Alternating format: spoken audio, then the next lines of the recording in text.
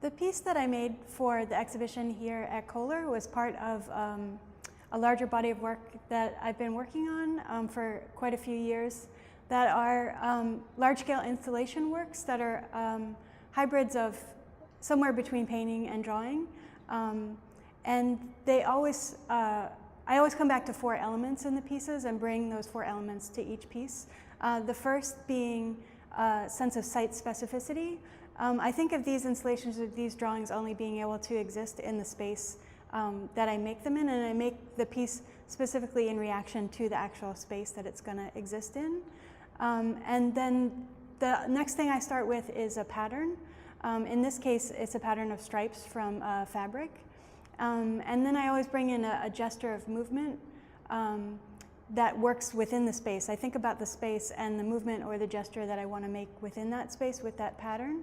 And then the 4th element that I always bring to it is an element of realism or an image. Like sometimes it's optical illusion, sometimes it's a very thin line between the pattern being abstract and being a recognizable image or like a realistic image. For this installation, the process that I used was a combination of making the drawing and making the stencils back in my studio in Brooklyn, first at a small scale, and then blowing it up to make these large-scale stencils that I brought here to the Kohler Art Center. And then I've spent a week on site installing the piece, first by painting the wall, and then I put up the stencils and I skim coat the whole wall with plaster, and then take off the stencils, and then what's left is the final drawing.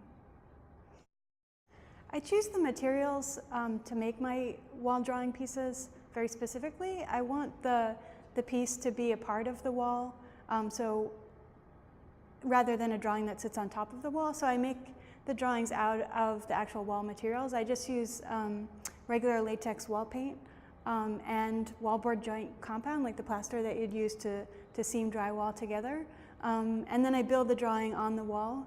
I've done a lot of drawings that are white on white, so the plaster and the paint, the only difference that you really see is in the quality of the materials, the way that the paint absorbs the light and the way the plaster absorbs the light.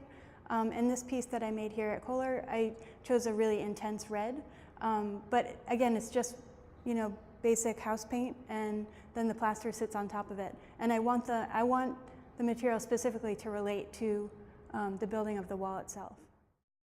What I'd like people to take away from this piece is, or rather what I want to have people experience with this piece is almost 2 separate experiences. Like one, it's very important for me to have the viewer have a long view of the piece, because I think in the long view you see the image of the piece the most, like the sort of optical effect or the realistic drawing of the piece.